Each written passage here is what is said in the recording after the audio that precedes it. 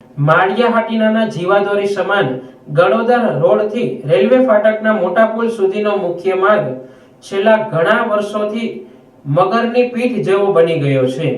મોંઘી કારમાં ફરતા નેતાઓ અને મોંઘા પગાર લઈ કુંભકર્ણ નિદ્રામાં ઊંઘી ગયેલા અધિકારીઓ રસ્તાની આ પરિસ્થિતિથી અજાણ હોય એમ બંધ કાચની ફોરવ્હીલમાં પસાર થઈ જાય છે. સાંસદ અને ધારાસભ્ય અનેકવાર અહીંથી પસાર થાય છે. મામલતદાર, તાલુકા વિકાસ અધિકારી તો દિવસમાં 2 થી વધારે વખત પસાર થાય છે, પરંતુ રોડની પરિસ્થિતિથી જાણે અજાણ જ છે. આ રસ્તા પર શહેરની તાલુકા સેશન કોર્ટ, સરકારી હોસ્પિટલ, બેંકો, વન વિભાગની કચેરીઓ, ખેતીવાડી ખાતાની કચેરીઓ, માર્કેટિંગ યાર્ડ સહિત મહત્વની કચેરીઓ આવેલ છે.